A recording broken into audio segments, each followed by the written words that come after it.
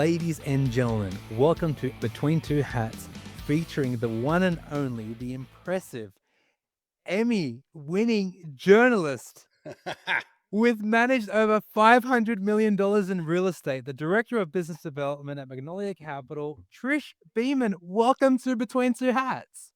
Oh my gosh, what an intro. Well, thank you. I am so honored to be here and to be a part of this podcast and to chat with you guys. See, now you know why we love him, right? You just feel warm and fuzzy when he introduces you, no matter what. Like in my life, whatever I have not done or done, this guy makes me feel like $1 million. So Right? what a Just the great tone partner of to his have. voice. I mean, let's roll. He puts me to sleep at night. I just record his voicemails and play them over and over in a That's soothing great. way, not in an annoying way. I can sell a lot of things, but you know what, Trish? What you've done has helped me make that pitch sound amazing. So this podcast is all about you. Phil and I have been talking about you for the past couple of weeks. We've been really excited. He calls me on Monday. He's like, "Hey, dude, this Friday Trish is on," and we're That's a true like, story. "Yeah," and we're like, "All right, no worries, let's make it happen." So we can't wait to find out more about you today and learn more about, obviously your career and how you've transitioned from multiple different industries and the impacts that you've left on the real estate industry, in journalism, and so forth. So we're gonna dive right into that today. Okay, great. Yeah. So just for the record and for everyone watching this podcast, we don't know Trish. This is the first time we're actually meeting Trish. This is the first time we're communicating with Trish. So it's going to be interesting to see the dynamic of how this podcast is going to flow. Patrick Osman, CEO of Utility Valet, been in the SFR industry for 4 years, just over 4 years. And I like to smile a lot. I like to make people happy. I like to have a good time. I love that. Phil? So Philip Burton here. I'm Vice President of Strategic Partnerships with Preferred Floor and Tile. We're a floor covering company. I'm basically the jazz hands and peacock for the company, right? Look at me over here. Let's figure out a way to do business together. So that's what I get to do. I am familiar with Magnolia Capital, the national home rental side for you guys, right? That's right. Going back to Connor Rappaport when he was there. That was the introduction to you guys, and this was 5 or 6 years ago, maybe. So know a little bit about the company, getting excited to know you, and I think Patrick kind of alluded to it. This is a fun place for folks that are watching, the audience we're trying to reach, to see how, if you don't know somebody, how you get to know them. And this, what a cool thing that truly he and I have this is our first meeting with you. And this is how it happened at a show or, a different conference, and someone wants to know who you are. And the key for us is it's less about what you are, your title, and who you are as a person, so people can get to know you. So we're excited. Yeah, we're looking forward to learning more about you. So let's dive right in. So obviously, we've our PR team does some research prior to us interviewing anyone, and we do a bit of research to find out a bit more about the individual that we're interviewing. Now, when we obviously took a deep dive into you, and it was just coming at us from So all cool. angles. So where do we start? So let's backtrack, a couple years back. Let's go way before the real estate industry. Let's start at journalism. So you graduate with a bachelor of what was it? Journalism. Yeah, Bachelor of Arts Journalism in directly. Journalism. That's right. Bachelor Yep. of Arts, major in journalism. Sorry. Mhm. Okay, so you graduate, and what happens after that? So, like most people, you graduate and you need to make money. So that is priority Fun number coupons, one. right? Fun Right? Oh coupons. my Yeah. gosh. Um, But actually, while I was still in school, I was working as a reporter, a baby reporter for a newspaper. And I was actually working in the sports group, which my husband is like, "How did you work in sports? You don't even know anything about sports." I Amazing. said, "Well, you smile enough and people just will invite you to come in." So I covered a lot of high school football games in my early days. And then I got to tag along. I was in Tampa, Florida at the time. So I got to tag along with some of the senior reporters to cover the Bucks. So in the Mike Allstott days, they would send me out, for like when the players do like these like really amazing things in the community and they're giving away, Toys for Tots or other things like that. So that's where I cut my teeth. And then I really wanted to be an overseas correspondent, but I was really, really impatient. So in those years, this is going back some time, to be an overseas correspondent, you had to have like written for the newspaper like 30 years, and then they might think about sending you. I said, "Oh, I can't wait 30 years. I could barely wait 30 minutes, right?" So I'm going to make a shift. So I switched over to television. I began working at an NBC affiliate in Tampa, and then I used that to join CNN in Atlanta as the very like the bottom rung. They have a job called a video journalist, which basically means a person who has a college degree and would agree to work for $20,000 a year and live on someone's couch Right. for the honor of working there and delivering scripts to people who were reading the news and things like that. It was a Wow. really interesting time for me to join CNN because it was July of 2001. And, my colleagues and I joked at that time that August, it was Summer of the Shark. That is what was like the big headline. There's all these shark attacks off Florida and nothing crazy, but we're like, oh my gosh. And there's the big shark thing on National Geographic. So we're all like sharks, sharks, That sharks was all the the beginning of time. Shark Week, right? When they started getting really Yes. big into that. And yeah, Mhm. very Very cool. beginning. That's a good memory. And then a month later, it was 9/11. I was in the newsroom on 9/11. I was actually running the prompter, the teleprompter. You have to like, scroll it with your fingers so the anchors could read it. And while I was there, the planes, started to come toward the World Trade Center. And it So you was you you s obviously you seen it live? yeah, I saw it live. I saw it before we took it live, right? So, like in a control room in the news studio, right? Just There's got you're videos running. watching TV while you're producing TV.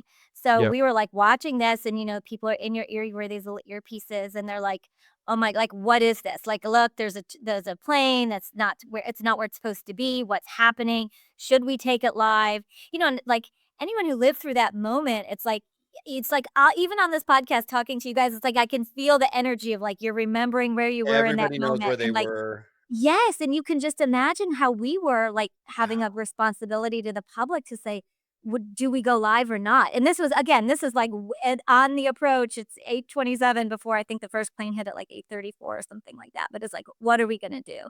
Did And did the that did really the obviously newsroom was a feel the turning gravity point. at that time? Could you Pardon me? could you feel the gravity of what was happening in the newsroom? Like, were you looking at your colleagues going, "Holy cow." We were it was like that feeling was unfolding, I'd say, Phil, in real time. Like, so we're watching the plane and now we're taking it live and they do the breaking news banner on the bottom and it's, "Hey, everybody, we're Yeah. not sure exactly what we're seeing," right? The anchors start to ad Plane off lib. course. Plane off You know, course. And so, we took it live, obviously, but all of us in real time are like, "Oh, something is wrong." And I think that hit at like different moments for everyone watching, until, of course, the moment of impact. And then you're just devastated. And, it So unfolded so from I there. got a question. The first plane hit 8:34, correct? I think so. I think it was 8:34. And the Yeah. second one was 8:47 or something? Something like that, right straight Okay. behind it. Alright. So w what indication did you guys have of there is a plane that's off course? How did you get that news? How did you guys know that there was a plane that's going towards New York City that wasn't supposed to going towards New York City? Yeah, Walk us that through is a that. great question. So in newsrooms, you can almost imagine it like a police scanner. Like you're just like listening to everything. So the New York that WNYC, that affiliate was watching it. I think they watched it first. We also could listen into air traffic control. Like some of that becomes public in certain situations. And so it was pretty quick. And then we had some on the ground journalists, really like back then, it's like they're looking up and like calling in saying, "Hey, someone needs to get a feed up there." Also, local news stations for weather, they keep the stationary cameras like on roofs of buildings. So yeah, so those it's are the just a types live of shot feeds that happening it's just a anytime. static live shot. That's right, Phil. And you start to take it. So we started to look at that in the control room first. And people are, there's all this just such limited information coming in. Then we had a source in the control rooms that was with air traffic control. And they're like, "Oh, this plane's like, it's not responsive. It's off course."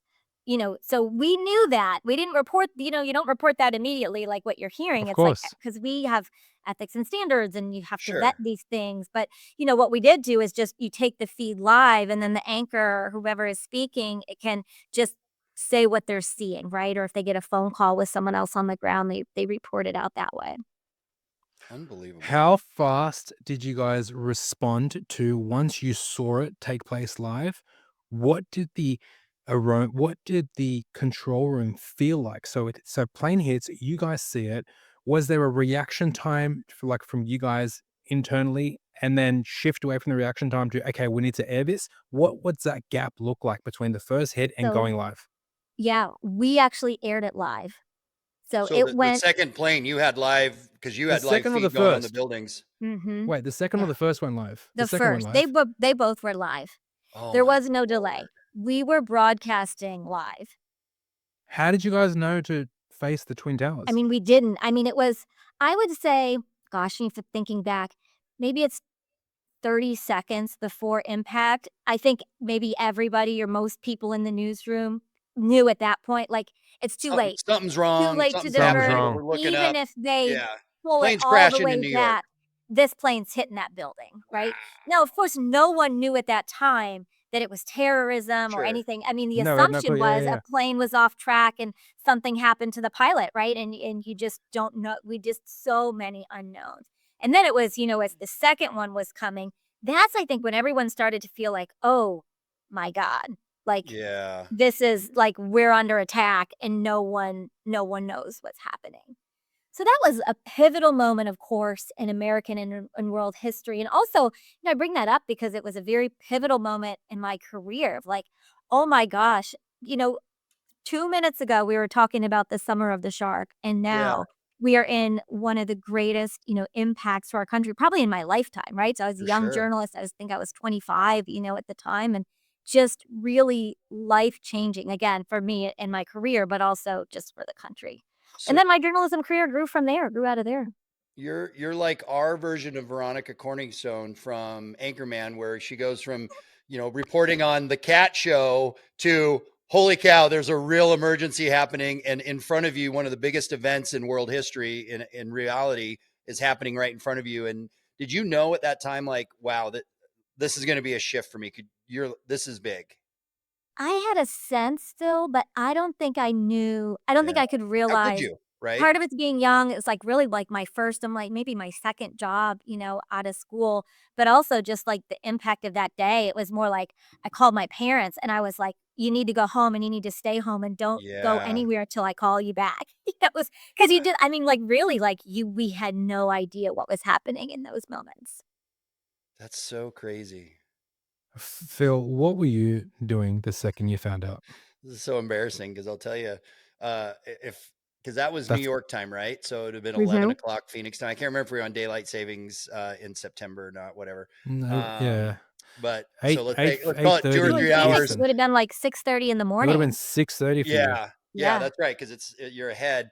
I was laying in bed and I'm watching TV, and for some reason I forget news or whatever, and then it clicked over. It wasn't. I might even have been CNN. I don't know.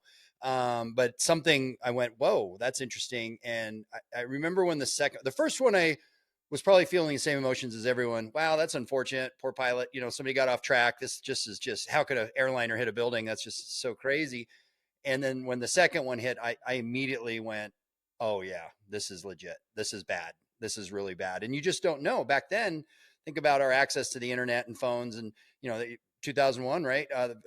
Yep. No iPhones hadn't been invented yet. That's Mm-mm. 2004, by the way. Think about Yeah. that. That wasn't until 2004 we all had iPhones. So probably clicked open the flip phone that I had, my little Motorola, and started trying to Or call maybe your somebody. BlackBerry. Yeah, my BlackBerry. There you go. Text or emailing away.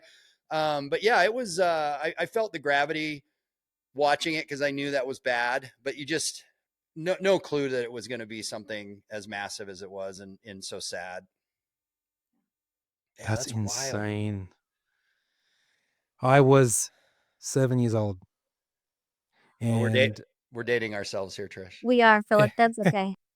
I was 7 years old, and I woke up to go to school, and it was like 6 a.m. and my Were dad's you in sitting there, and Australia? he's I was in Australia, and it was Okay. about 6 a.m. and he's sitting there, and my dad is that guy who he has his routine, and I promise you, I swear to you, he doesn't skip his routine one bit. I promise, not once. And I woke up this morning and he was sitting in his PJs on the floor in front of the TV like that. Is extensive odd behavior for my father. And I was like, "Are you okay?" And he told me what happened, and then I saw it, and it's just incredible, man. Like, I've spent countless. I'm not going to get into political conversations today. I mean, if you want to go deep, we can go deep. But I've spent countless hours watching documentary on documentary on Oh yeah. documentary on that one specific event, because nothing in history for me compares to that event. That is tearing out the soul of the United States of America. Like that is just, yeah. I go to New York at least once a year, and just going to the Twin Towers was just, till today, So it's just as so a eerie. as someone that's living in another country at that time, what was your feeling? For us, it was a sense of attack, right? We're attacked. This is you're coming straight in the heartland of us. Like you said, it's a heartbreak for us. From your perspective, and you're a kid, so it's probably hard at 7, but was it a different perspective of, wow, they're getting, that's I bad was, for them, or is it bad for everybody? yeah. No, no, no, too young to understand. No, it Yeah. was just like, "Oh, okay, whoop-de-dee, it's whatever happens on TV is like, it's on TV." I had no understanding. But as I grew and I saw specific content, like, for example, there was one terrorist that managed to get a gun on the plane, and I call Crazy. absolute bullshit on that. I call come on, dude. Come on. We strip our belts and our jackets. We're there swearing But at not each back other then. with our No, tubs. not back then. Mhm. What do you mean not back then? What was it like back then? People Mm-mm. just jumped on planes? Pretty close, Yes, right? Trish, like, pretty much. I You don't could want to s under categorize it, but yeah, it was, you did not have TSA. All the 9/11 created everything that you experience today in your travel life. TSA, all the different restrictions, all the belts, the shoes, the laptops. People probably weren't traveling with too many laptops back then, but all of that additional scrutiny that you go through is One directly second. attributed One to sec. 9/11. I disagree because there's a Well, photo I've seen of the specific terrorist, and he's leaving security, and the security thing is behind him. Oh, There's a well, you there's specific still no went through security, but you security. just put your Well, bag through not a Oh, magnetometer, even just the X-ray, right? I don't know if we had to go through magnetometers back then, but yeah, it was, I don't dude, it think was so. I so Because lax. you I could yeah. Pat, you could still, like, if you had a girlfriend or a boyfriend at the time, you could They walk could them walk all you the to the way to the gate. gate. They could walk you up without a Yeah, ticket, all the way up to the plane. No problem. Is that like, in Friends? yeah, yeah. Well, yeah, I you'd can walk swear your you see it family in old member up to the movies gate. we lived in. That's really how Yeah, it was.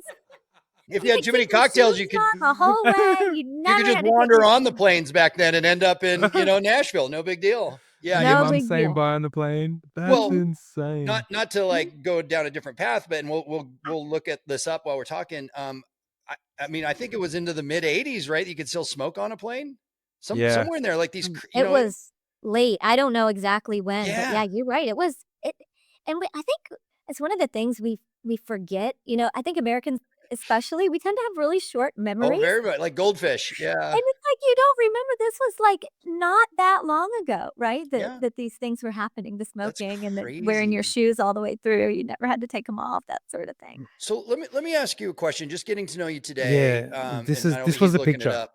What's Sorry. that? This was the picture. This one, Oh, yeah, that's him. right? Yeah, that's Mhm. just an So X-ray. There Yeah. there was right, but no like TSA how? pre-check. Yeah, There but was no. how? You got a I gun. know. How? Come on, They stick it in guys. your bag. They miss it. Wrap it in something else, yeah. Prior to that, there'd never been a hijacking on American soil by Really? anyone. Was that the first? Yeah. Now there's been hijackings, that started in the Middle East and during Carter and all that. There was a lot of that stuff going on, but never on American soil, if I'm not mistaken. But I have a question for you, Trish. Your personality and your energy is bubbly and Oh, yeah. happy. Like, I feel like you choose happy all the time, and I love that because I do too, and so does Patrick. Um, During that part of your life when you were in journalism and then leading into this, were you always this way? And did that impact it at all? Kind of seeing, like, how am I trying to ask this question? Peeling back real life, because you got to probably see a little bit of humanity that not all of us get to see as a reporter, right? Journalist, rather. Tell me a little bit about that, how it shaped you or affected you. Sure. Well, I always loved the news and I always loved telling stories. And if you think about my career, that's a through line. Doing business development like a lot of us do is about telling the story of your That's it. brand, telling the story of you as a person, right? That's what this podcast is about. It's really about storytelling. And that's what I love. And I think being an optimist and being open to meet people and understand how they live and who they are, even if it doesn't make sense to you, I think is really important. And having that Sure. optimistic outlook. Like I remember one of the early stories I did as a newspaper reporter. I lived in Tampa at the time, and if you're familiar with Tampa, it's like a little peninsula, that part of Florida. And there was a really nice yacht club on Davis Island. So we're talking like this is now where Tom Brady had a home, Derek Oh, Jeter had wow. homes. I mean, we're talking Yeah, major, big money. expensive real estate. The very tip of the island, and it's just off downtown Tampa, is a yacht club. Well, the yacht club leased land from the city, but part of the deal was there was a little part that was carved out that was still public land. Part of what they had to do is open up their boats. All the yachts had to open up on Wednesday nights and let people just come on board with the cooler. So I did that a couple times. But a story I wrote was about this guy, Red, who lived on his boat in the very teeny tiny part of this public area. He's living on his boat with his little dog, and he's dying of cancer. And he'd been dying of cancer for about 7 years, and he was old and kinda crazy looking and, like, skin cancer, and I was like, "Red, like, why do you live here?" Like, I really especially as a young Sure. reporter, I couldn't even imagine. He was probably 70-ish, 70 plus at the time, and I'm 23. I can't even get my head around, like, what makes someone tick? How did they live their whole life, decades of life that I can't even fathom to wind up, like, living on this boat with cancer and in this place, and he just told me some amazing stories about the path that he took to get there and how proud he was to be independent and to live on the water. And it was his dream to live on the water and to die on the water and to go fishing and to have his dog. And he had this little rowboat because you couldn't anchor the boat with a dock and to just throw your anchor down and then to get to shore it's probably 50 yards and he would row back and forth to like go to the grocery and really go to the liquor store to be honest. Yeah. Oh, And he'd take his You rode a dog little and he'd harder for that trip. Yeah. yeah, for sure. Let's go. But one of those stories, like, and there's so many, there's dozens of stories like that. But I think of that as like from my early career and then throughout my career as a journalist and even to what I do now. It's that passion for people and that passion to Yeah. tell people's stories that I think is so interesting. And I think when we work, like in real estate or you work in SFR, whatever it is that you're doing, what we do is we're storytellers. We're here to, and maybe it's not, about a guy living on his boat, but it's about your own personal story, which is like the crux and the building blocks, the foundation of this podcast, but also about your brand. Like, what do you do to help people? How can you help people save more money, make their product better, right? That is what I still do to this day. Cam, I love you. I'm just going to say it right now because that's exactly who Patrick and I are. When we describe ourselves, we're enthusiasts of life, right? I, I personally love what I do. In my business, technically it's a commodity flooring. I have a product that I sell, but that's not really what I sell myself. I sell a Mhm. dream. I sell an opportunity. I sell a connection with folks. And what gets me up every day is meeting people like you, getting to know Patrick, getting to know some of the other great people that I call friends today that are clients, but they become really good friends. And you don't get there unless you open yourself up to be vulnerable and ask questions. As a journalist, you know how to do that. Not everyone does, right? They're closed off. They're afraid to open themselves up. You have to do that to get Red to want to tell you his story. You can't come in harsh and, I don't really want to hear about you. You have to have an open heart so that Red will relax and tell you what his story was. And that is really special. mm, what we're going to bounce between your journalism life as well as your real estate life. We're just going to come and go for a bit because it's fun. So what skill sets do you think that you brought over from the journalism career into the real estate world, and why the real estate world? How do we get there? What Yeah, that's a happened? great question. Yeah, it is a great question. Well, I love journalism, but it's very demanding, and not like all of our jobs are demanding. So it's not like about the hard work. It's about oh, I got to this point in my life where I wanted to have kids and have a family, and maybe not like pick up my phone and some crazy thing happened in the world, and it's like you don't even wait for someone to call you. You look at your phone and you say, "I'm going to work today." You're just Oh, it's gone. Christmas Yeah. morning. Oh, I'm going to work today. Oh, it's someone's birthday. Nope, I'm off to work. I remember there's just so many experiences that I've had like that. So as I progressed in my career and I really loved what I was doing, but I got to the point where I wanted to prioritize my family. So I stayed home for a couple of years and then got bored. And my husband said, "Why don't you get your real estate license?" I said, "You gotta be kidding me. Like, are you crazy? I have a master's degree from Georgia Tech. Like, I am not getting my real estate license." To me, it was like such a pedestrian Yeah. type of work, and I didn't think of myself in that way. Well, he was in real estate at the time. He said it would be really helpful.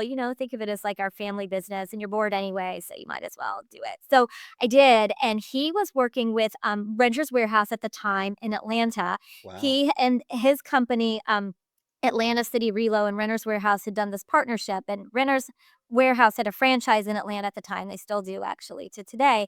And what they were doing is they were placing tenants in both. My husband's side was the apartment multifamily side, and then the Renters Warehouse side was the SFR side. And now we're talking like 10 years ago. It's like 2015. So SFR is still kind of nascent, and it's It's not not even like an how industry yet. It's we just know it mom and today. pops putting businesses Mm. Exactly. together. Yeah. And so I got involved with that partnership. And then the more I got involved with Renters Warehouse, the more I was able to carve out a niche for myself with investors. So it started locally with local investors, what we probably in the business call like the mom and pop investors, right? You had a house, now you want to buy another house, you're going to rent this one out, or people, who are really just early in the investing side of things. And then as I segued from there, I started to work more with family offices, so a little larger institutional client. And that's where I really started to get excited about real estate because it took like my passion for, kind of the nerdy side of real estate, like the metrics and the Yeah. returns, and The not data. so much of the emotional touchy feely of are we on a cul-de-sac or is the closet big enough? It's no, how much money can I make? And I like that part of it. And then I also like the lack of emotion, to be honest. I worked a lot of the emotional side of my career in journalism, very emotional when you're telling those stories. And this was like, no, it's like, you don't have to like it. Here's the return. Do you want it or not? I Simple. love the flow of that conversation. It's one road, it's down the line, you in or out. I love that. I do love that. And that's actually, so when I, over the past few years, from there, as I grew at Renters, then I joined their team in the corporate office, and then led institutional acquisitions for a number of years, doing during the heyday of acquisitions, right? So Wow. 2020, late 2019, 2020, 21, and that's where we had so much fun because we were buying properties like crazy all over the country, Sight hundreds of unseen. homes. Yeah. Right. Like, we'll take Yeah. it. It's for sale. Yeah. We'll take it. Yes. Oh, here's the Mm. return, here's the Yep. return, money is cheap, money is flowing, let's go. And then womp womp, right? The second quarter of 2022 ends, and then we're all like, "Oh, wow, that happened fast. That happened Gravy so." train is over. I know, and it's Didn't funny, I didn't remember Renters telling my Warehouse go team. public? They did, They yes. did, right? Uh and I'll tell you this, I remember telling my team at that time, everyone was making so much money, and I was like, "Listen, save some money. This won't happen forever. So Save, save, smart. save." So some of them did and some of them didn't, but that's a story for another podcast. That's insane. Mhm. Yeah, okay, fair enough. I remember, yeah, you guys went public, I think 2.5 years ago, maybe 2 years Yes, ago? that's right. So went public 2.5 years ago. Yeah. And, to be honest, the timing of that was not ideal. It was one of the only SPACs. We went public through a SPAC. It was one of the only SPACs that happened at that time. And then subsequently, that actually the company went back private. So off the I NASDAQ didn't know now, that. it's now a privately held company again, which has been really impactful for renters. And they've got a great partner from Japan. It's been a really good move for the renters business. So did you go from Renters straight to Magnolia? I did, yes. Yeah, Okay, so I w stayed at walk Renters us for a through while, that. even after the acquisitions business was kind of soft. I was still, like managing client relationships, if you want to think about it like that, right? It's like, Okay. Bill and Pettiker, like both of you guys know, once you have a client that you've worked with for a long time, you're the one they want to call, right? It's 100%. like, oh, Yeah. I know They lots of go other with you. people over there, but I got Trish on speed dial, so let me just Yeah. call her and she's going to help me. So I stayed on to help manage those relationships. And then I joined Magnolia just about 6 months ago. So I haven't Oh, so this been is pretty here new. very long. Yeah. Very new November for me. 24, right? Yes. Mhm. Mm. That's right. Wow. Okay, okay, and are you happy? How's the culture? How's the shift, like, compared to both different businesses? Yeah, it's good. One of the things that is different from the businesses is Renters Warehouses is not as corporate as Magnolia. And it's just a different style, right? So Magnolia, $3.5 billion of assets under management, 5,000 units, 6,000 units owned, another 6,000 managed. It's a very corporate, equity backed company. So it feels very professional, feels much more like my time at CNN, right? Oh, Whereas you interesting. have a corporate structure and it's more formal and it's still fun. It's just fun in a different way. And when I think about renters, I think, oh, yeah, let's go have a beer together, right? Like It's like the Wild West. Pew, pew, pew. it Here we go. really Yeah. is. And it's funny because I've joked about it with colleagues from both businesses, and I've said, it is different. And so it's like, which hat am I wearing today? And am I wearing Yeah. my Lucky Shamrock? Am I wearing my cowgirl hat? Am I wearing no hat? Right? So it's very much about So which fun. part of your person do you bring to which company, right? Because there's Mm. values. You guys know, and I think that's the fun too of this podcast is there's different parts of you and you want to bring your full self to work, but sometimes it's like a little shade over here or a little shade over here. It's like who you see at maybe a conference is maybe not who you see in the boardroom on Tuesday morning, right? Yeah, I Yes, mean, and getting we got people. different hats that we put on, right? Mm-hmm. We have to, right, You Phil? have to. Yeah, so this is where this will be interesting because Patrick and I, as we go through these podcasts, we're getting to know each other a little bit too, and we're very similar, but we do have some differences. He's a little more structured than I am. I think he likes a little bit more of that, package it up, and probably more the Magnolia side. I'm more the Renter's Warehouse kind of guy, probably. Okay, I got to Um, interrupt you real quick because here's how people can tell that just by looking at you guys when they see you at the next conference. Compare the beards. yeah, That's how you know. clean. His mine looks like No, no, no, a no. tumbleweed blew in Patrick, and stuck to my very face. straight Yeah, line. Yep. manicured. Perfect. Here Yeah. we are, baby. Here's my beard. That's so funny. I love it. My brain, He my definitely whitens his brain, teeth. I do not. my They're brain gorgeous. needs structure, and I need to see systems, and I need to see everything. So it's all. I don't like I don't knows, right? From 18 to about 23, I was an entrepreneur. I had multiple different failed businesses, and I dealt with nothing but I don't knows. I'm more than happy to face I don't knows. That's okay. But I like forecasting as much as I can. And I understand that there's going to be a 30% that you're not going to forecast. It's not going to happen. But if I can have some form of structure, I'd really appreciate that. So, yes, Oh, I go and get my beard fixed twice a week. I go to a lady named Jen in Frisco, and she lines me up twice a week. So, yes, that's correct. that's so funny you mentioned this, Trish, because my beard guy is Josh. I love him. And I do feel like a special person when I'm there because he takes care of me. But he always tries to line this out. Like he wants it to be boop, boop. And I have to just say, no, it's just going to be a little burly. I don't want it to look squared away because I'm, nothing against Patrick or anyone that is more wired up that way. I'm a free flowing like spirit, right? And it's funny too with where my career kind of progressed and where I'm at. I came from some entrepreneurial spirited type companies in the beginning and then got connected with Interior Logic Group, which is owned by Blackstone. So Blackstone.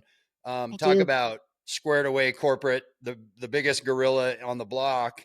And so when they bought our company in 2019, their DNA started infusing into our little entrepreneurial spirit, and it became evident to me that it's a different flow. And again, nothing wrong with that. It both all styles have a place in this world. I just gravitate more towards the loosey goosey, a little entrepreneur style. And so fast forward now, I leave the Blackstone corporate machine that I saw coming to the company I work for now, which is amazing. A little bit smaller. And I did hot yoga yesterday with the owner of my company. And that was his way to spend the day with me. I'm thinking, I found my tribe, right? Because hot yoga is a thing for me. I try to do it every day if I can.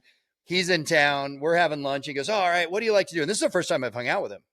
I met him when I got hired, Mm. but I was working through some other folks. And so he comes in town to hang out with me. He's like, hey, what do you like to do? I said, I golf, I do this, blah, blah, blah. And I said, I really like hot yoga. That's sort of my health thing. And he goes, I do too. He goes, when do you do it? And I kind of had that moment. I'm very open book. I'm thinking, I can't tell him I do yoga at noon every day. That's probably not the answer he wants here. I go, well, David, 5:30 or 8 o'clock at night. And he kind of looks at me, he goes, bullshit. Like, when do you really go? I said, there's a class tomorrow at 12:30. He goes, great, let's go. Love And it. I brought him into the class and he killed it. It was awesome. And for me, it was that moment to connect with someone that, I'm always going to give you my best as an output when I'm working, my work ethic. But now that I'm connecting with someone, especially him on a different level, he's going to get so much more out of me as a person, because now Mhm. I'm fighting for someone, not just something, a company. And you don't get that in the corporate structure, very rarely anyways. I mean, you do and you don't. It depends on the quality of the relationship. Like, I guarantee you, we are a part of NRHC and the SFR industry, which to somewhat extent, the truth of the matter of fact is it's a lot more corporate than it is not corporate. Oh, for sure. Mhm. But when the three of us see each other at the next event, we're not going to behave corporate because of the relationship that we have. So For it sure. just depends, right? I think that that workplace or that culture requires an element of discipline. I'm sorry, I'm talking about the Renner's Warehouse culture. It requires an element of discipline and respect by the employees to be able to abide by that specific workplace. That's it. If you don't have that buy-in and that respect from those employees, then they'll just completely take advantage of that work culture and just do a job, really. So A it lot of just trust, depends. right? You have to A trust lot that. of trust, yeah, And I'll use 100%. David as the example. In that conversation, he was really cool. He's like, "You're killing it. I know you're producing. You're doing what we need you to do. It doesn't matter when you do it." And I don't go do yoga in the middle of the day very often, but it was just funny to have that clarity and that honesty with him. And for me, that's what I'm striving for, that with my relationships. Trish, to your point, when we're going out and I'm trying to get new folks like yourself or any other SFR owner, operator, management company to do business with me, I want them to look at me and go, I like that guy. There's something about him. I, I need you to know I'm going to show up and do my job, but you're also going to want to hang out with me. And that's being that vulnerable piece, letting people see who you Mm. are. And not everyone can do it. It takes a little while to learn that skill, Was right? it? Yeah. Sorry to interrupt you, Phil. Because Phil just mentioned the vulnerability. So I want to just touch on that. So you come from CNN and then you go to Renter's Warehouse. So you have a gap, and then you buy and sell. You sold houses for a period, and then you went to Renter's Warehouse, or no? No. Straight to I Renter's mostly Warehouse. did like tenant placement. So it's Hmm. like, if you have an investment property, you want to get a tenant in there. So I was belly to belly in the Wow. field. So You got to be one sec. vulnerable. Didn't you say People you have got to your like so you got your real estate license to buy and sell as an agent, or purely as to for what? So I got it just to have it and to help my Okay. husband run our Okay. business. And then the next step of that was I was doing tenant placement in the field, and I figured out how to do it and I liked doing it. And then I built a team that did it really well. It was a top performing team Did at you Renner. find the tenant placement and you assimilating into the real estate industry easier than when your time at CNN? I wouldn't say it was easier, but I would say because of my ability to connect with people that I honed through my journalism career, once I got in front of, like, do you remember the old movie Jerry Maguire? And he Yes. would be like, send me to Show the me living the room. money. Show me the money, right? That is my favorite movies, probably of all time. That and The Princess Bride. But there was like these scenes in here where he's a sports Inconceivable. agent and he would go into the living room and he's competing against these other agents and he's trying to get this young athlete to sign with him. And he talked about like, send me to the living room. I kill the living room. I own the living room. Yep. Send me in there. The minute I get in front of somebody, I own it. And I really took that to heart. And I took, a lot of the things I learned from being a journalist and telling people's stories into the living room when I would go because I'm meeting with owners. Trust me with your Wow. property, right? Tell me your story. How did That's you find powerful. this property? How long have you lived here? Have you ever lived here, right? Tell me your story. And then the minute people start to feel comfortable enough to tell their story, that's like they're building that relationship of trust. And we all know on this podcast, especially, like people do business with who they like and who they That's it. trust. And it's just, you can't be afraid to go in the living room. You got to just be who you are and let people tell their story. And I find that that is just such a compelling way to build relationships with people that has carried me through from journalism all the way to today. Is you want to W- hear people's story. Got it. Got it. Do you Phil's gonna like this question because Phil just he just flies with the wind, but I like to be structured. So when you back in the day when you were speaking with investors and tenants and basically getting people to tell you their story, did you have a Mhm. strategy with your questioning or was it a free flow? How did you execute that? No, I'm probably a cross between the two of you guys where I have to be structured, especially at the beginning. So at the beginning, it was like I would wrote a script for myself. I Oh, had you just cushions I wanted to became his have. favorite person. Oh my gosh. I mean, I He was loves like no, scripts. but, like, if I was going to, like, your house, I'd look your house up in the property records, like, I'd already know. Like, my brother's an attorney, and he always says, like, when he was first going to court, he'd be like, "Never ask a question you don't already know the answer to." So I Right. was like, "That's a good I little like thing. I'm that. gonna take that with me." So when I Mm. was going to someone's house, I would have done my homework. I looked that property up at the tax appraiser's office. I knew who owned it. I knew if the person I met with said they owned it, but they didn't own it, right? Like, I would already know all that, but I'd still ask the question because I wanna hear people tell it to me from their perspective. So I would research, but I wouldn't try and go in with my own preconceived understanding of what someone was hoping to get out of that meeting, right? Like I would want to hear it from them. Yeah, yeah, And yeah. the best way to get people talking in that scenario is I would say, "Hey," they're like, "What do we do?" I would said, "Well, walk me around the house." I said, "Pretend you're my agent. Pretend you're the agent and just show me around your house and talk to me about it." And then they Oh, just that's smart. for it. Yeah. Really? And then Mm, obviously they'll bring up emotional moments. This happened here, this happened there. right. This is here because of that. And then the Mhm. stories would just be born. Wow. Well, yeah, That's and then incredible. after your little tour and you're sitting on the couch and it's like they're listening to you go through the dog and pony of what you have to offer, then I'm circling it back together.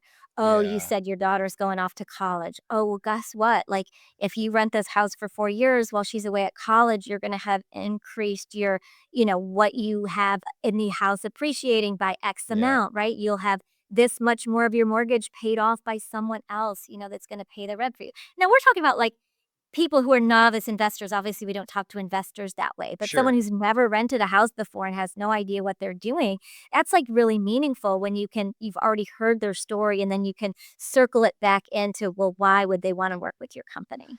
Tell us about the first house that you rented. The first one. Yeah. Do you remember your So, first living room do you moment? remember the first living room moment? I don't know that I remember my actual first, but I do remember one house, and this woman, she's a college professor, and she grilled me. I mean, No. she grilled me like nobody's business, and I was new. I was, maybe a month in. I mean, I had not done many listing appointments without my sales director. Like, I was, like, so new at it. But I was cracking up because I pulled up to her house, and it was painted like a bright, bright blue, and I was like, "Oh, someone with a big personality lives here." Like, you kinda just Yeah. have these, like, things of It's like, "Well, Phil's what's house. going It's Yeah, Phil. exactly. Yeah. My house is blue. Really? And I mean, we sat and her husband was there and he was so sweet and he kind of go with the flow. And then she just, I mean, man, question after question after question. And Wow. I'll tell you this, I was glad I did my homework because there were like no questions that I couldn't answer. But she like, bah, I was like, holy Toledo. Wow. Coming with both guns blazing. And, I felt actually really proud in that moment. I mean, I felt like I was sweating. I was like, "Oh gosh," like, "Oh, I don't Trial know by where I even fire, made right? it." Like, You it was a better. lot, Yep. but, really, it was a good time, and, I still actually keep up with her on Facebook, which is so funny. So did you close That's her? Did you close that Of incredible. deal? course, I closed her. I Yeah. closed her and then Yeah. closed her again and again, yeah, and so Oh she's my That's still, awesome. gosh. like, in the periphery of my life, which is That is fun. so You interesting. know, the Mhm. beauty of this podcast is that we've been talking for 43 minutes and I didn't even realize that. Oh, it seems like 10, right? Yeah. It It's really a does, the time is yeah. flying by. So let's do this. I want to get to some of the there's certain things that I don't want to miss on this podcast. And clearly we're Okay. having a great conversation, but let's just go to I want to hear some at least one or two uh, outstanding moments that you had as a journalist. Tell us about a outside of 9/11 that we just spoke about that, but tell us about a specific story that left an impact on you that perhaps has an element of inspiration for us and for the rest of the viewers, or something that's just extensively interesting. I mean, you're in the newsroom. You heard the cream of the crop. Wow, gosh, there's so Yeah, many. yeah, I It's know, I know. it's really hard to choose from. I'll tell you something funny that is more Cool. probably about my personality than like, leaving someone feeling inspired. But this is something that I think also connects back to sales. So I was actually a newspaper reporter for the college paper. So like the most junior reporting job you can have in a city. And I was in Tampa, like we've talked about. And there was a doctor. So at University of South Florida, there's also a medical school there, and there's a hospital there, a teaching and a training hospital. And there was a doctor there who had developed a proprietary way that they were about to patent to do eye surgery. And then some news had come out that they had taken, that him and his group had taken some funds, then misappropriated them. This was all allegations, right? Nothing had been proven. But he was like in the wind. No one could find him. So the Tampa Tribune, they couldn't track him down. The St. Pete Times, which was like at that time, like a paper of record, like award-winning, like level of like the New York Times, like very, very prestigious paper. They couldn't get him. The Tribune couldn't get him. Nobody could track down this doctor. And I was like, I got this. I got it. and I had been writing Let me about put this story. guy in the living room. Let me put this guy. Get your ass in the living room. Oh my gosh. Well, you know what it was? It was, Trish, get your ass to the hospital. So I actually went to the hospital. This is like also pre 9/11, so you didn't have to have a badge to swipe in every walking place you went. You could just kind of wander around and look like you were there for some other reason. So I'm wandering the corridors of the hospital, and I see him, and I say, "Hey, you have to disclose your reporter like straight away, especially because anything he said, I wanted to be able to write. You want it on the record, right away. Yeah, we got to get on the record quick. So I said, "Hey, I'm Trish. I write for the paper. And can you tell me about this?" And I just, with the questions like that lady got me. What was his face? Like, was his body language like, holy cow, you got me? Accepting, rejecting? But I think like as he was coming, I was young, like I was a college student. So I looked like a college student. And I think when he first approached me, he just kind of gave me a smile. He thought like I was just a doesn't know where this is going to go. This is Trish. And I was like, hey, and I'm like, oh, hey, I write for the paper. And I just downplayed it. I was like, listen, I write for the paper. They're saying this stuff about you. Can you just tell me, what are your thoughts? Can you share with me your thoughts about what's going on? He went stone cold after he knew why I was there. But he gave me a sentence, and I was the only reporter that had it. And what was amazing about that is the Tribune and the Times had to quote they quoted him from my stories. They had to give me credit because they couldn't get the quote. That's amazing. Nice. Yes. That's so a very win. it was so much of a win. And I think, when I think about that and then think about like my career now doing sales and business development, it's like just because other people haven't been able to close a deal with a certain client, or you haven't had success even closing someone before, it doesn't mean that you can't try a new approach, right? And find a different way to track someone down. And that's what I did like back then. It was like, well, okay, these people couldn't get them, but it doesn't mean I can't get them. Like I can get this guy to talk to me. I just have to figure out how to find him and how to approach him. It's so funny talking about this too, with the correlation of biz dev, right? Which is what we all do. And this is what's so cool about talking to you. I never thought of journalism as a pathway to biz dev. Hey, journalism are hustlers. Oh, that's what I'm saying. It's so obvious now as you're telling your stories. Duh. I'm going to start going and finding folks that have written books or written articles and say, do you want to come be a salesperson for us? Because you have that chutzpah, right? That I'm going to go knock that door, because you have to put your foot in the door when someone closes it and try to get that sentence that you got from your doctor and have that confidence to walk in there. And also too, I think to your point, like when you're walking up to that doctor, you may not have known it then at that age and, that stage in your career, but you're coming confident. You could have been over here and kind of gone around and he might've just passed you by. I'm coming right at you and I'm going to get my question out. That is super cool. Yep. Yeah. Well, and that ultimately drives immediate respect, right, by the other party, because they're like, oh, this person knows what they want. They're driven, right? So, okay. And if you were Patrick, you'd go up to him and then you'd pull out your script and you'd say, "Sir, I have the 5 things to say to you based on my script that I have written." And you know what? You know what?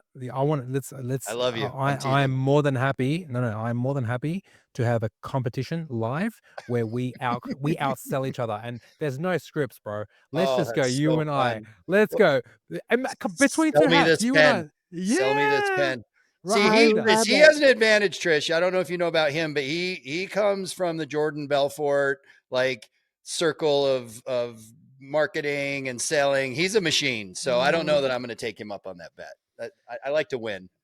That might be out of And my Well, it that's could why it we could get definitely along. be a lot of fun. Invite Oh me yeah. back for that one. I'd like to be the judge, and we can have Ooh. people call in. We'll do a call-in show, Oh, and Yeah. oh we my can have God. so Do much it. Do fun a with Hey, that. live I would challenge. love to cold call randomly. Just go back 30 years ago, 20 years ago where we would cold call. Imagine that, Phil. So, what's funny too with where I'm at in my career, I come from the scripted world. I started in finance. I was a dialing for dollars, toner phoner back in the day when we'd call people up to try to get them to buy toner for their copiers before you could just go to Office Max and get it. And it was a total scam, but you had a script, you had a guy, I had the guy in the office banging the pans, constant encouragement. And I'm just, Yeah, grinding that Bill. script. And oh, it was awful. I hated every second of it, but I was good at it because I could follow the script. But yeah, and in finance too, with Merrill Lynch and doing the sales thing, making 300 calls a day just to get someone to want to listen to you. It was How brutal. scripted was that back Very, in very, America? yeah. Very, Scripted, So right? huh? Yeah. and I don't know if it varied from office to office, but the guy I worked for here in Scottsdale, he was one of the top producers at his age in Merrill across the country. So the guy was a machine, right? And we had a little script, and we were just calling for him to then put them on the phone because I wasn't licensed yet. So I just have to kind Yeah. of wet Appointment their setter. beak and then pass it over to James. And but we had a little script. I don't remember it. It'd be funny if I have that anywhere in my files. But yeah, I used to have to do that stuff. And I tease him a lot because I like to be prepared. I just have a different styles, I guess. No, I that's come it. prepared. I do the research. I just have not in where I'm at now. I don't have to have quite the same checkbox move to, section 6. They said Apple, I'm now going to go to orange, whatever. See, with me, I keep telling Phil, you've got the system so unconsciously competent that you think you're not going through the script. But the truth is you are going through check boxes. Yeah, I agree with you there. You just don't know. You're just so good at it now that there's no step-by-step process. You're just blitzing through it without you knowing, and it happens in your conversation. I love it That's when he what's gives me happening. compliments, Trish. It feels so Yeah. good. Yeah. Are He you started blushing he's under that hat, Phil? I see you. I know. See, you see me. So Oh my gosh. Trish, obviously the big moment. So you're an Emmy award winning journalist. What did you win an Emmy for? Walk us through that. Sure. So, a couple actually. So 9/11, that's the big one. The reporting that we did after the Iraq War, that was another. Wait, Gosh, what? did you travel out of country for many of those? Very limited, actually. I ran teams. At that point in my career, I was running teams that were overseas and nationally. So I did produce domestically in the field and traveled some here, but internationally, I was on the desk. I like to tell people like at that point in my career, I was the one like in your ear calling the shots. So like you guys are here and you're watching a video, you don't know what it is, and I'm saying, oh, say this. Oh, this is your So the next guest. reporter in the Oh, field's hearing you in the ear to talk, like, to No guide them. or a way. reporter on TV, like Or live on CNN, and no it's Yeah, like, yeah, way. yeah, hey, yeah, yeah, yeah, yeah. we got this guy's coming up next. We got this caller coming in. You're Yeah. telling Jake Tapper what to say nowadays, hmm right? Yeah. Yeah, I didn't do Jake, but I did work. I worked with some fun people. I worked with Anderson Cooper way back in the What? day. He was, when he first came to CNN, he was the anchor for the Saturday night at 10 p.m. show. It's like when you're a young anchor, Wow. that's the time slot you get. And so I produced that show for a while. I worked with Sanjay Gupta way, way, way back when No he first kidding. started. I mean, like 20 years ago, more. So I've had a lot of fun. But I was, really, after I was a reporter, I loved being behind the scenes because I like to be in charge and tell people what to do So fun. because I think that I know what is the best thing for them to That's do. right. It's a little my dark Who side knows coming better out. than me to tell you what to do? Exactly. And Yeah. so it's fun. So like they're on there but I'm the one calling the shots. It's like, well, you can look at their pretty face all you want, but I'm the one That that's is telling really you cool. what to say next That's or what's happening next. insane, So isn't Could it? but you I ever always see laugh. yourself going back to that world in any way? I mean, I'm sure Magnolia and your career and real estate's amazing, and we love you for that. But obviously, that's your passion, like real in your heart. Is I mean, it? I love journalism. I think, but journalism has changed so much, and this can get political, but we don't Yeah. need to let it. It's just We don't it has mind. changed. Open up the can. We're ready for it. I mean, it's Phil's a trumper. no, I'm sure you're not Think shocked about by it, like that. Yeah. yeah. I mean, journalism, if you think about like the history of journalism, it's the fourth estate, right? So the branches of government, then you have Yeah. journalism that's like, and I grew up in the years of journalism where it's no one should know. Like I had journalism professors and colleagues at CNN, no one should know who you vote for. You should have, Bingo. you should be that able to not put out your own personal preferences, whether it's for politics or something else that's maybe not even political, but your opinion is not relevant. What is relevant is your ability to tell a story. And, it Exactly. used to be like before everyone had a phone in their pocket, journalists were the ones on the ground. You didn't know what was going on in You had to Syria trust or that what they're Iraq telling or you like, was accurate, and you did, and yes. you could back then, and even now, left, right, center, it's all the same. I think they're all broken. Um, it used to be that you could lean into those folks and trust them and say, that's where I'm getting my news is coming from, whomever name A you want to reliable insert. source. Well, And right. And and I because think they did Mm. the due that's been diligence lost. to find out Mhm. the answers. And for me, it's sad today because there's a few good journalists out there You're on right. both sides of the political aisle, I guess. But most of them aren't. Their opinion, they're just whatever that term is. They're just giving you their opinion, and it Mhm. matches whatever side they're on. And to find folks So that are really asking tough questions and being journalists, it's so enriching when you hear and see those folks. So I got a question. And as an Australian, when I moved to America, I'm not gonna lie, I had no clue. This may sound stupid, but I had no clue that there were specific stations that were politically biased. I had no clue. Mhm. And in Australia, where I come from, there is no such thing as politics exists, but not in society. We don't care. Whoever's in power is in power. Like there's no arguments, there's no disagreements. Political disagreements don't exist because, to be honest, and every other Australian will tell you, like whoever's in power, the same things happens in society. Inflation still goes up, interest rates still bounce around. We Interesting. don't feel it. But now, Trump's been in power for just over, a month. I'm not just approaching 2, and, we're already noticing gas prices are coming down. Like, you feel a change in society, whether it's inflation or whether it's something, but the average consumer sees a shift in spending. It happens in America, which is Mhm. very interesting. So my Yeah. question to you is, when did this happen with the stations? When did they start getting political and choosing a side? Yeah, it's fairly recent actually. And that's, what I was going to circle back and answer Phil's question. It's like I would go back to journalism if I could be the kind of journalist that you described. And I feel like Yeah. there's very limited opportunities to be able to do that because Patrick, to the point that you brought up, which it is has become so very partisan.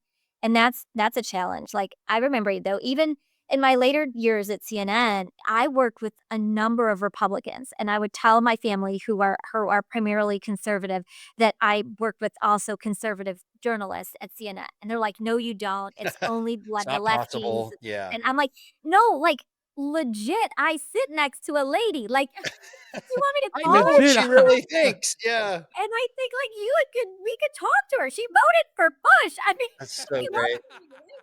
And so, but I think even back then, and of course, it's become so much more partisan even over the last 10 years. But Patrick, it wasn't always like that, and when I was in my early days at CNN, especially, it was CNN was like the place for news. And it stayed that way, I think, internationally for a lot longer than it did in the States, where it started to feel like it It was was kind of less. the only place you could go get quick international news, right? Like what's happening Yes. overseas. CNN was where it's at. Yeah. Yeah, growing up, Hmm. yep, it was all Yep. CNN was where it was at, for sure. So do you And it's so Wow. think funny because Oh, go ahead. when you think about international news, I'll say this and then I'll bounce to you, Phil. When I was the first time I ever went to England and I was watching the news, they call the people who are telling you the news readers. And I was like, huh, they're not the anchor of this show. It's not their name or their gravitar, whatever it is that they bring to anchor a show. No, they're reading the news. That's interesting. That's it. And I don't know if that's what they were called in Australia, Patrick, but it's like to me that just even the language that you use to describe the people telling you the news can Mhm. make it feel differently. Yeah, that makes sense. It's newsreader in Australia, by the way. It is really Okay. Yeah, yeah, yeah. newsreader. We copy the UK. So our country started as a prison for UK prisoners, and then after that there was a fight, and then we established rights, and then we were born. Well, not me. Well, my parents are from we're Assyrian from Iraq, so we're a Christian minority. They left in '66, moved to Australia because it was free land, and they wanted to escape from like religious warfare. But the Australian people just pretty much piggyback off what the UK have built from infrastructure wise in society, Mhm. because the country's well, it came alive and yeah, and I think 1700s, late 1700s, maybe early Mhm. 18, can't remember. But yeah, we piggyback off the UK. Okay. So, Trish, do you think it's ever going to get back to softening from, and obviously Trump has a lot to do with why it's polarized. And I don't know, polarization is a negative word, but he's a polarizing figure. So people are then now in each camp. Do you think post Trump, we're going to hopefully see a resurgence back to real journalism where you don't have to fight for your person so much? It's like, what's really going on? Or do you think the ship sailed and this is what we're looking at? Sadly, I think the latter, to be Yeah, honest. it's too bad. And it's funny, I feel like we've talked a lot about my time at CNN, but when I was at CNN, Fox News was born. And what they used to do in the early days is they would take car chases live, middle of the afternoon. Oh, they So were we're like awesome. programming news for the people because we are the trusted name in news, right? Yeah. And I remember like sitting in the control room and, someone be like, "Oh, look, there's Fox taking the car chase live in California." There goes And then OJ and people the would be white Bronco.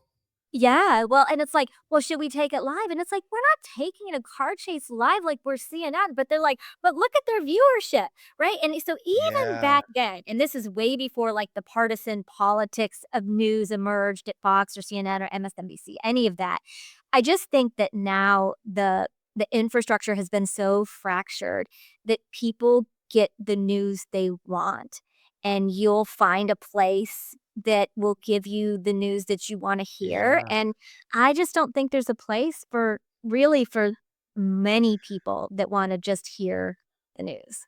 I'm hoping that it's the podcast world. You look at Joe Rogan, you look at some of these other big podcasts, and of course they have their opinions, they share them, but it seems to be the really good ones are having a wide variety of people come on that podcast, so it's opposing views. It's not just an echo chamber, right? Mm. Mhm. And what I like about the podcast thing versus true, CNN or Fox or any kind of just news organization, they can't control what the other person's going to say. So Mhm. then if you don't agree, you are stating your point, you got to kind of defend it. And it creates that ability for us as the outsiders to look and watch and go, oh yeah, I like that point. I like that point. You're wrong. You're right. So I think podcasts are going to become how we get our active news, and less opinion, more fact based, hopefully. But yeah, it's an interesting shift. Well, it is interesting that when you think about the podcast world, because in podcasting, you can let the show, if you think about it as a show, you can let the show breathe, right? Like in television news, especially, it's like, "Oh, you got to hit the ketone break. Oh, you got to hit this. You got Yeah. 2 minutes and 17 seconds." Like, my life used to be programmed on like those sorts of increments and get in, get out. We got to hit this ad. We got to hit this, right? Yeah, that's And right. so if Mm. you were starting to even have a compelling conversation where it felt like, oh, we're really like having this sparkly debate and you're being heard and I'm listening and I'm responding with my opposing view. They would do that a little bit on like Sunday morning, political talk shows. But beyond that, I feel like that forum has been lost Yeah. in TV news. And part of it's just the structure. But Mm. podcasts are such a brilliant way to have those conversations. And now, okay, so now we agree with with podcasts and having the free flow of conversation, because it's funny.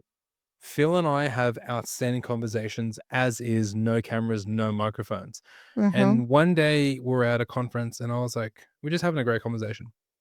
And I said, hey, I wish people heard that. I said, you know what? Let's do a podcast. And Phil, 9 out of 10 times, will say yes to whatever it is I'm proposing. I'm easy. Well, Yeah. we get along like that, and that's the beauty of a free flowing podcast, right? So we just there's no rules, there's no. It's just let's just take it and see how we go, you know. So now, oh, sorry. No, I was just gonna say, and having folks that are open to it, like yourself, Trish, like not everyone wants to be vulnerable. I mean, the minute you put your hat on, I'm like, yep, Yeah, we found our person. yeah. This is gonna be fun. And we hope that people that come on get that sense that this is a place to be you. to let people see you. And again, we didn't talk a lot about Magnolia. Big company, love them, know who they are. Didn't talk a lot about your real estate.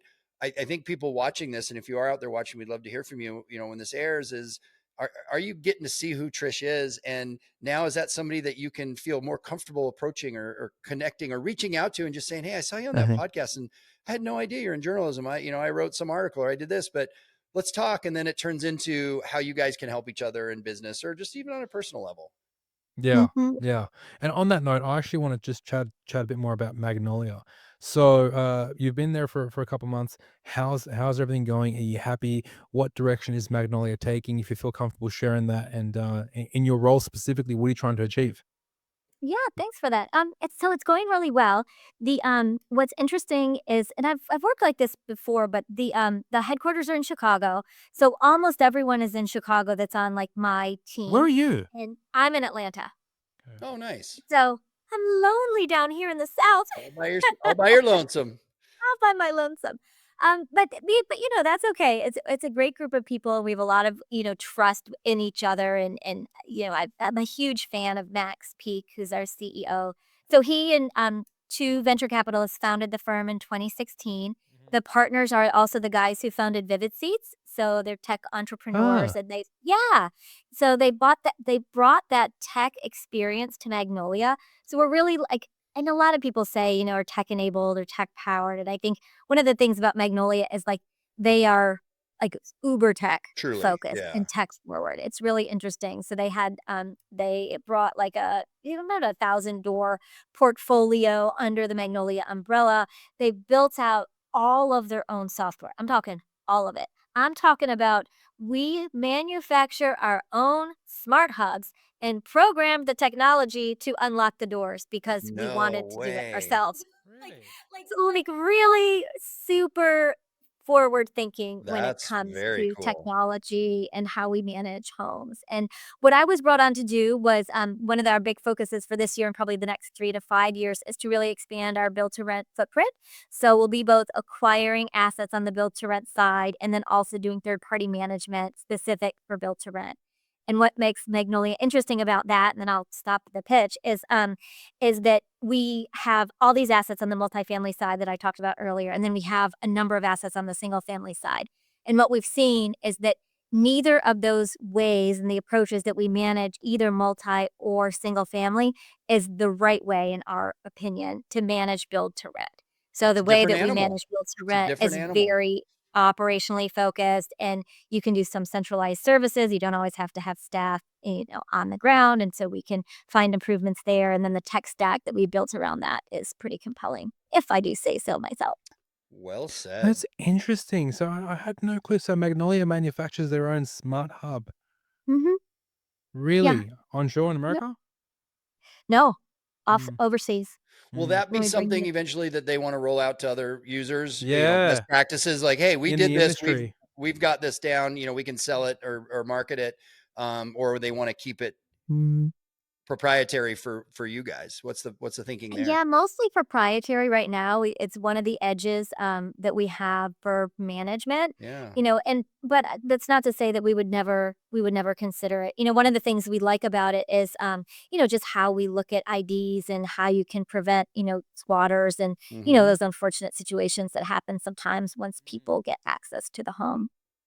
Wow, that's so That's cool. See, I insane. mean, again, Mhm. what we're unpacking in this conversation, going back to journalism, getting you into real estate, getting you into biz dev, you think of these hard, tech guys, right? Techie Yeah. guys, and then they get into this real estate business, and it's the tech that's driving the success or the thinking behind Mhm. how Magnolia has been so successful. And to your point too, I come from multifamily. That's 20 years of dealing with multifamily property management and owners, and SFR is a different animal than multifamily. BTR is different than SFR. And the really good operators, like sounds like you guys understand this, is you have to treat each different vertical differently, right? You just We can't do. manage BTR like you do an SFR.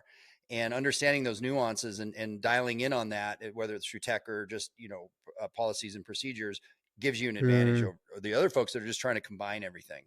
Mm. Well, that's really what we see because, most of our competition, to be honest, on the build to rent management side, it's multifamily incumbent. Yep. It's the big old school multifamily operators that want to apply that business model to BTR. And we're like, man, you guys, like, you Doesn't work. really, it doesn't. Not if you want to, get a better NOI, right? And that's what most of us in the business are looking for is like, well, how do we operationalize so we can save money, and what does that They look look at like? it You as know, fun. horizontal apartments, right? And it's really not. I Mhm. mean, It's really there's not. some similarities, but it is so different. And I was just with the group, Rangewater. I don't know if you know who Rangewater Oh, is. I am familiar Yeah, with Rangewater, and yes. they've got a pretty significant uh, build to rent portfolio now. And I was with one of the directors at a baseball game here, a spring training game, which was super fun. And she and I were talking about that, and she gets it. She's communicating to her leadership group, this has to run separately. There's some things that can cross over, but this is a separate entity. How our leasing consultants and the folks in our offices in our main areas operate is so different, and just making sure that they're keeping aware of that is what sets them apart.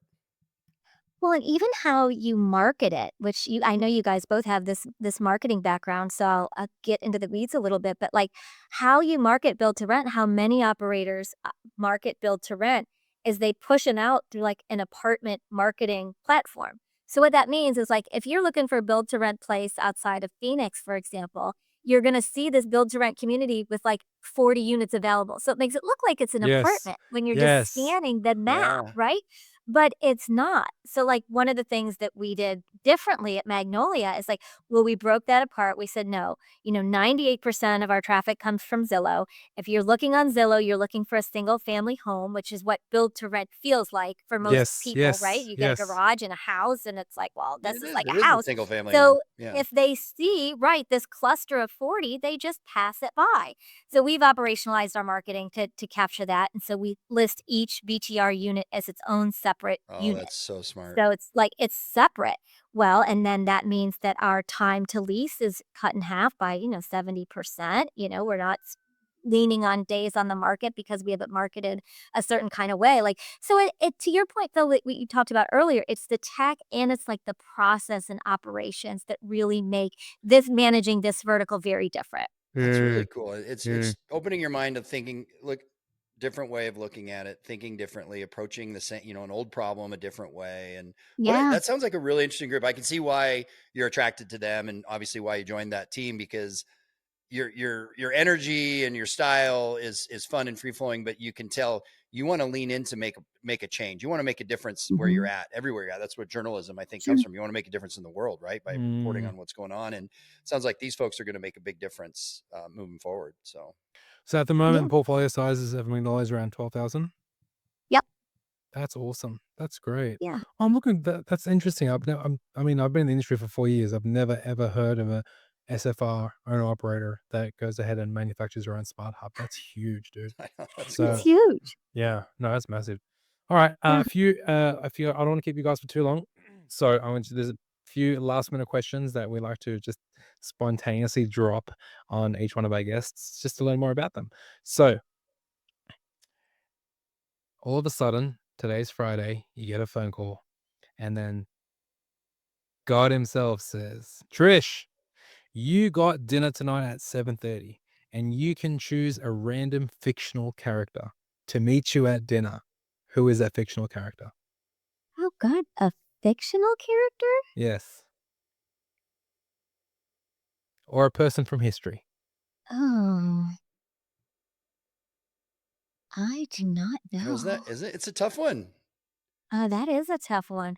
I'm going to say someone you guys have probably never heard of, but it's a fictional character. His name is Jamie Fraser, and he is a Scottish Highlander who was in this. I was really passionate about this book series called Who Outland. is Jamie Fraser? Oh my gosh. So they made a show, I think on Showtime about it, but that is not exactly how he looks in my brain. Oh, But so funny. very intriguing, like warring kind of guy that's like also a gentleman and can battle and can take you to dinner. And that's who I'm going with. Oh, I Don't tell love my He it. looks husband. like he looks like the guy from Lord of the Rings. What's his A little name? bit, yeah. Yeah. Yeah, Frodo. your husband is not going to hear this podcast, thankfully, because he's going to be like, No, I'm wait a gonna minute. tell him Walt to watch Jamie it. Frazier and I are going to have a talk. Oh, that's so Although, cool. fun Wow. fact, my husband actually gave me a calendar of men in kilts that I actually keep in the storeroom at the office. Yes. Don't tell HR either. See, that's the beauty of Oh, love. Like, he knows man. you. He knows you. Jamie Frazier. Oh my gosh, I love that. Yeah, he's a good-looking guy. My wife and I, we absolutely love WWE wrestling. We're crazy over it ever since I was a kid till today. And there's one Scottish wrestler, and she's like, "Oh, my boyfriend's coming up." I'm like, "Screw your boyfriend, I hate your boyfriend." And he was beautiful. This guy, he's got the big shoulders, he's got everything. He comes out and he's killed. I That's love it. awesome. Yes, your wife and I could be friends. We should watch it together. Yeah, exactly. No, that's amazing. All right, one more question. If you had to relive a moment in history, what would that moment be? You can In my choose lifetime or at no, in any any point? lifetime. Could be yours too, but it could It be could be yours anything. too. Yeah. Oh, you know what? I think a moment that I would like to be present for is when my ancestors left Europe and came to the US. So, on my mother's side, my grandfather fled Austria during Hitler's rise to power. And when he got to America, he married a German Catholic woman and then raised my grandmother and her sister as if they were German Catholics. And it wasn't until he was on his deathbed that he said, "Guess what, you guys? Like, I'm really Jewish. Yeah. We're all Jewish. Surprise. Yeah. We had box seats at the Vienna Opera House. We were wealthy in Austria, and we left everything to come to the States." What was funny is I was like 13 at the time, and I had a ton of Jewish friends. I went to all the bat mitzvahs. I could sing in Hebrew with all the prayers and everything for Friday nights. And my family, like, it's like, weren't like, they were just like, "Okay, you have a lot of Yeah. Jewish friends." And Great. so when he had made that revelation, I was like, "I knew it. See, it's like it will make sense. I That's found my awesome. tribe."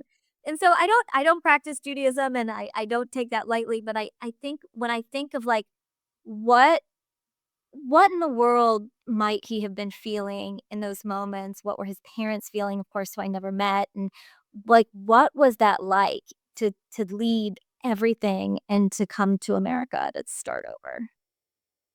You It's know, what a a very captivating answer. powerful thing. And we have a similarity. My grandmother lived in occupied Denmark during the Nazi reign and brought her family over to the US to avoid that, towards the end of the war, but everything was Mhm. awful. So she escaped Denmark and came into the US. And, she would tell stories of, now I don't know how true this is because grandma was a little bit batty, but she fought in the resistance. And I believe, my dad confirmed that later in years. And, she talked about throwing sticky bombs at Nazi troop transports and doing all this stuff in the resistance. And, you really look at folks that had that experience and you just, I mean, we can't wrap our minds around what that felt No, like. Mm-mm. There's no. No, you there's can't. nothing in our lives. 9/11, as we talked about, was a huge moment, but we're not standing on a street corner watching Nazi troops come through, downtown Phoenix, and you're, Nope. and knowing what they stood for. So, wow, what a cool thing you shared. I saw that. I'm being honest with you, I'm not talking shit. I swear to God on my life, and the reason why I left Australia was because of this one reason. When I was in Australia, there was army troops in the front of my house, in our shopping malls, to make sure everyone had masks on. Army Oh, troops with with COVID, yeah, AK-47s, I swear to God, and no one was allowed to walk past their mailbox, and there was army troops marching the streets, I promise you. And I looked at that and Really? I promise you. Australia was very locked down. They were very controlling on I their had And COVID. no Yeah, idea. yeah, absolutely. and there Oh my yeah, goodness. and there were I'll never forget, I was at the gas station, and I saw this lady, she was, oh, maybe 82, 83. She's coming out of the grocery store with 2 bags, and then there's a guy, a soldier with an AK-47, and he looks at her and he points at her mask, like, "Cover it over your nose." So her mask was here, and he Mhm. pointed to cover it over her nose, and I was just like, What's this government doing? Like, that's disrespecting our soldiers, making them do that." Right. You know what I mean? Yeah. Yeah. Yeah. So, sorry if I interrupt you. I'm not saying that I No, I mean experienced it's anything a like shared experience, Nazis, right? but I've witnessed troops on the streets, and that's where I witnessed it. So that was a pretty insane experience, to be honest with you. And at that point is when I said, you know what, I'm done. And then I was coming to America, and the government said that I had to take a jab. I said, yeah, cool. Give me as many as you want. I'm never coming back. And that was it. It's Mm-hmm. amazing. So Well, on that light note, right? Well, yeah, sorry, I got so graphic. I just got into I it. I'm know. so sorry. I really apologize. No, man. well, I think here's the thing. Seeing the troops like that, it changes you. Like, it changes your outlook probably towards your sure. government, changes your outlook about where you want to be in your life, where you want to have a family or maybe raise your children, right? Mm, It's life changing.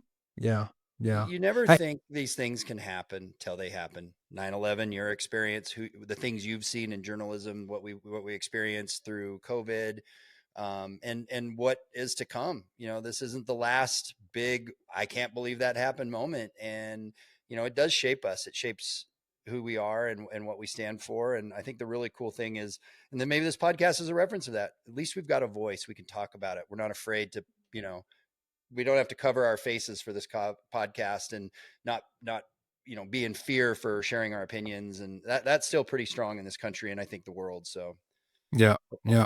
hopefully I we don't lose agree. that. That's it. And we're here to make it happen.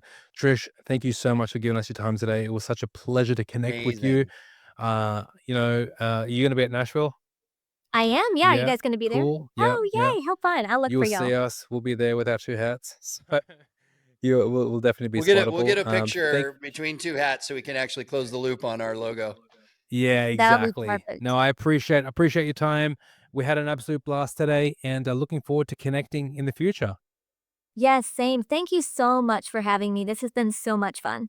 You're amazing. Thank you for being so open.